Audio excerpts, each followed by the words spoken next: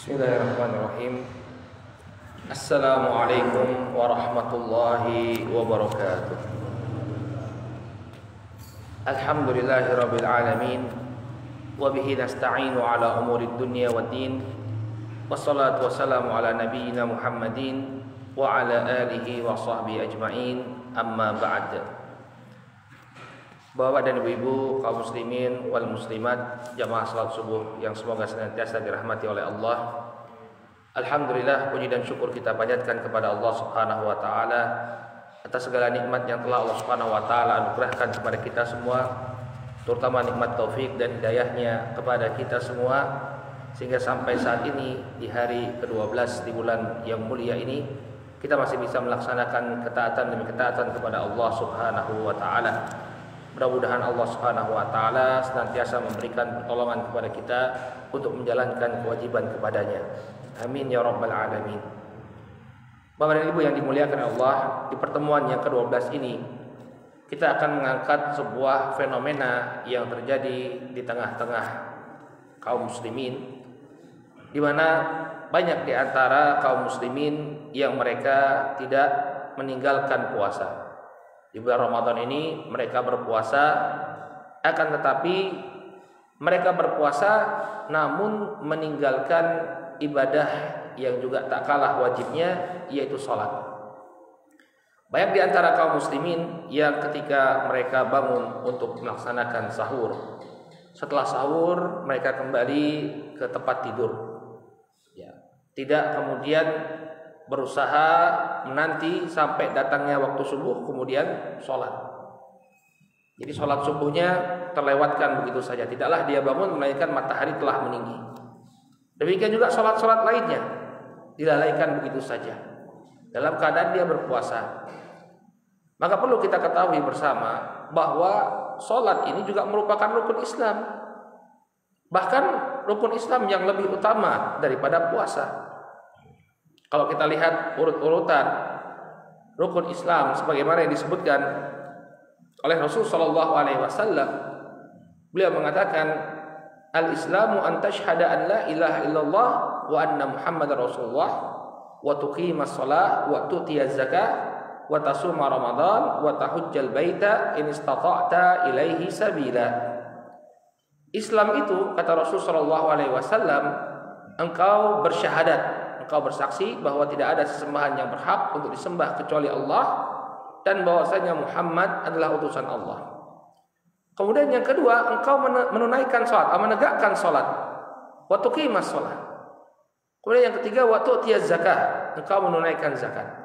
Baru kemudian yang keempat, wa tasuma Ramadan, engkau berpuasa di bulan Ramadan. Dan yang kelima, engkau menunaikan ibadah haji apabila mampu untuk menempuh perjalanannya. Sehingga sholat ini termasuk rukun Islam.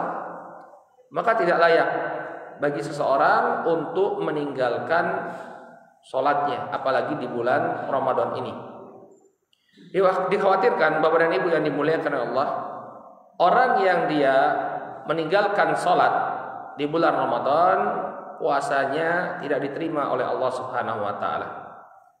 Para ulama menyebutkan, ketika kita tidak menjaga lisan kita saja, maka Allah tidak akan mengganjar pahala kita, pahala puasa kita.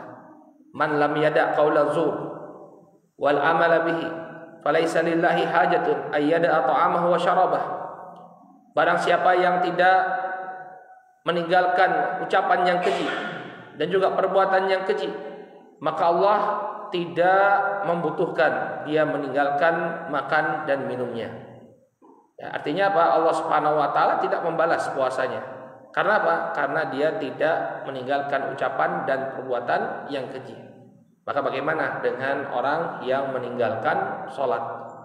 Meninggalkan sholat, para ulama sepakat bahwa dia termasuk dosa besar. Di dalam Al-Quran Allah Subhanahu wa taala berfirman, fa khalafa min ba'dihim khalfun adha'us salata wattaba'us syahawat fasawfa yalqauna ghayya illa man tab.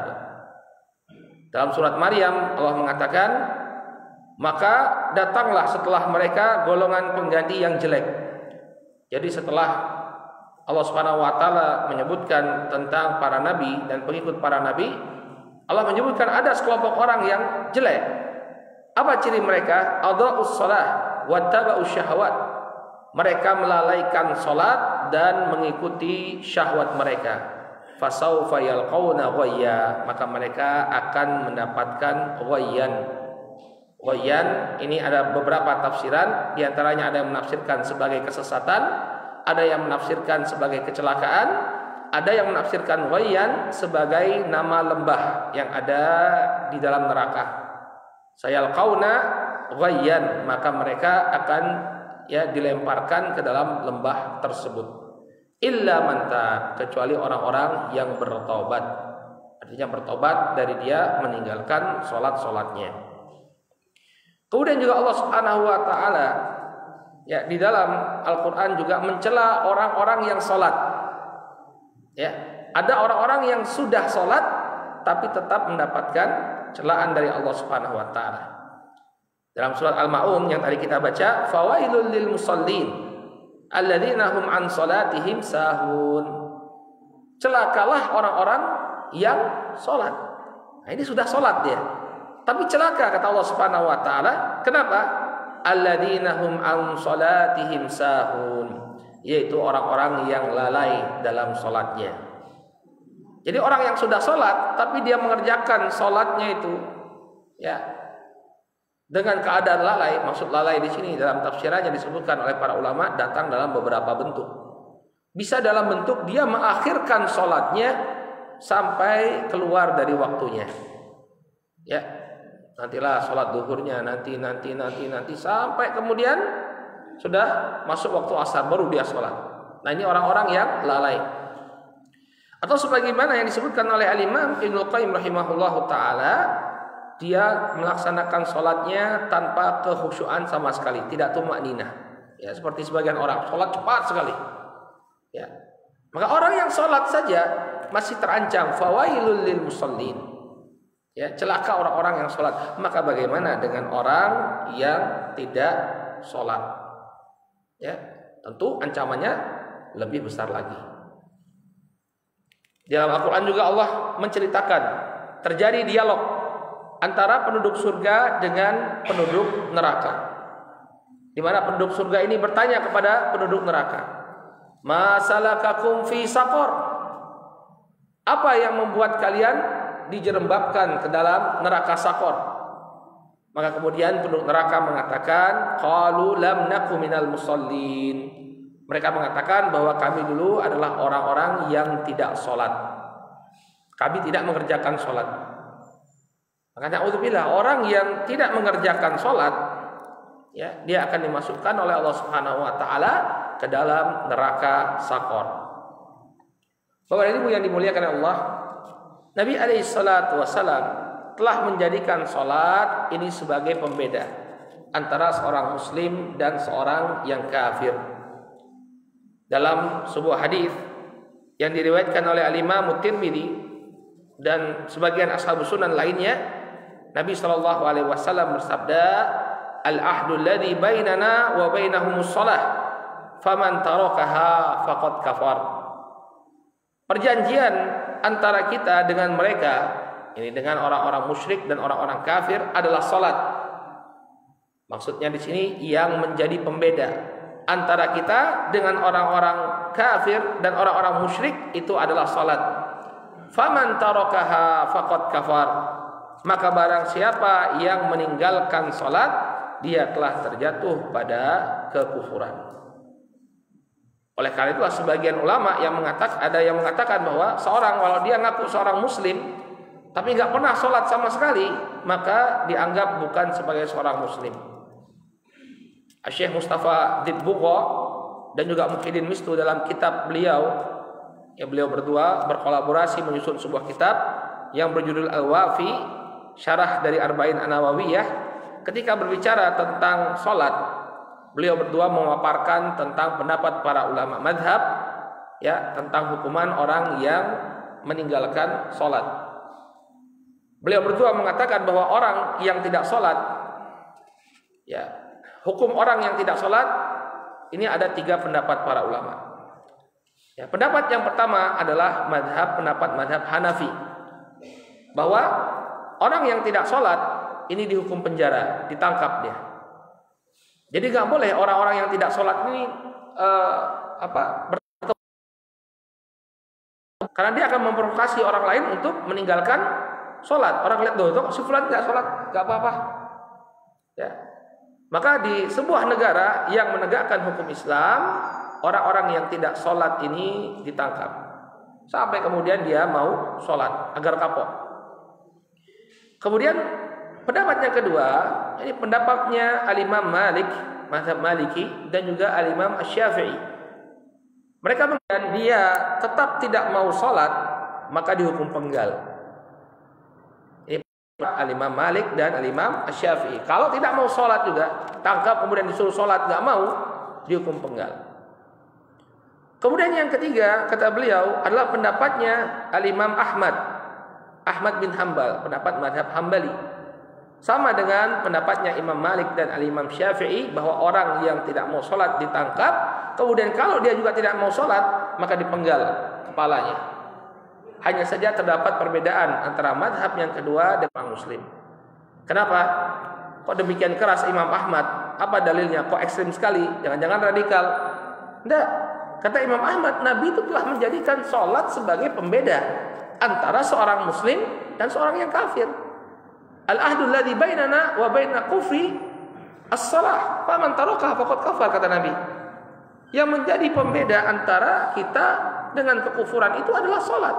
Barang siapa yang meninggalkannya, dia telah terjatuh pada kekufuran. Sehingga kalau sudah disuruh sholat tidak mau, berarti dia bukan seorang Muslim. Demikian pendapat mazhab Hambali. Oleh karena itu permasalahan sholat ini bukan permasalahan yang sepele. Ya, di dalam sebuah athar dari Abu Hurairah, ya, diriwayatkan dari Abu Hurairah mengatakan, kana ashabu Rasul sallallahu alaihi wasallam la yarawna syai'an minal a'mal tarkuhu kufrun ghairu shalah. Dahulu para sahabat Nabi Shallallahu Alaihi Wasallam mereka berpendapat bahwa tidak ada satu amalan pun yang ditinggalkan, yang apabila ditinggalkan menyebabkan kekufuran kecuali sholat. Jadi kalau misalnya orang nggak bayar zakat atau orang tidak berpuasa, ini menurut para sahabat tidaklah mereka jatuh pada kekufuran. Tapi kalau meninggalkan sholat, menurut mereka dia telah terjatuh pada kekufuran. Ya. Oleh karena itu, Bapak dan Ibu yang dimuliakan Allah, hendaknya benar-benar kita perhatikan, ya, masalah sholat. Ya. Walaupun itu satu sholat saja ditinggalkan, ini dosa besar. Al-Imam Adz-Dzahabi, yang kan kita baca ini sekarang kitab Al-Kabair, karya Al-Imam Adz-Dzahabi. Al-Imam Adz-Dzahabi mengatakan bahwa orang yang meninggalkan satu sholat saja, ini sama kedudukannya dengan pelaku zina dan orang-orang yang meminum khamr. Satu sholat saja yang dia tinggalkan, karena sama-sama dosa besar. Meninggalkan sholat itu dosa besar, minum khamr dan berzina juga dosa besar. Sama hukumannya orang yang meninggalkan satu sholat saja dengan, ya, pelaku zina dan orang-orang yang meminum khamr. Dan ketika seseorang meninggalkan sholat, terutama sholat asar. Sholat asar ini kan adalah sholat yang terakhir sebelum pergantian hari. Nah, maka barang siapa yang dia meninggalkan sholat asar, satu amalannya selama satu hari itu tidak dihitung oleh Allah Subhanahu wa Ta'ala. Dalilnya adalah sebuah hadis yang diriwayatkan oleh Al-Imam Al-Bukhari dan Al-Imam An-Nasai. Ya, Nabi SAW mengatakan, man fatathu salatul asri habita amaluh. Ya, man fatathu salatul asri habita amaluh. Barang siapa yang luput darinya salat asar, habita amaluh, maka amalan-amalannya itu akan terhapus. Amalannya. Jadi satu hari dia melakukan amalan soleh, bersedekah, puasa, kemudian salat asar dia tinggalkan, maka akan terhapus amalan-amalannya. Demikian juga amalan-amalan yang lainnya sangat tergantung dengan sholat. Dalam sebuah hadis yang diriwayatkan oleh Al-Imam Tirmidzi dari sahabat Abu Hurairah radhiyallahu taala anhu, Nabi sallallahu alaihi wasallam bersabda, awwalu ma yuhasabu bihil abdu yaumal qiyamah min amalihi sholatuhu. Amalan yang pertama dari seorang hamba yang dihisab oleh Allah Subhanahu wa taala pada hari kiamat nanti adalah salatnya. Fa in saluhat qad aflah wa anjah. Apabila salatnya itu baik, maka dia akan selamat dan mendapatkan kemenangan. Wa in fasadat faqad khaba wa khasir. Namun apabila rusak salatnya, dia akan celaka dan merugi, naudzubillah. Oleh karena itu permasalahan salat bukan permasalahan yang sepele. Nah, kita sebagai orang tua ini berkewajiban untuk menjaga salat anak-anak kita. Ya. Sudah kita bahas kemarin tentang tafsir firman Allah, qu anfusakum wa ahlikum naron. Ya. Jagalah diri kalian dan keluarga kalian dari api neraka. Maka jangan sampai kemudian orang tua lalai mengingatkan anak-anaknya untuk sholat. Ya, karena sholat ini sebagaimana kita sebutkan, apabila ditinggalkan maka pelakunya terjatuh pada dosa-dosa besar. Mudah-mudahan Allah Subhanahu wa taala menjadikan ya kita semua dan juga anak keturunan kita sebagai hamba-hamba Allah Subhanahu wa taala yang menjaga sholat-sholat kita. Mudah-mudahan Allah Subhanahu wa taala senantiasa menganugerahkan taufik dan hidayah kepada kita semua. Kita cukupkan dulu sampai di sini. Subhanakallahumma wa bihamdika asyhadu an la ilaha illa anta astaghfiruka wa atubu ilaik. Billahi taufiq wal hidayah. Wassalamualaikum warahmatullahi wabarakatuh.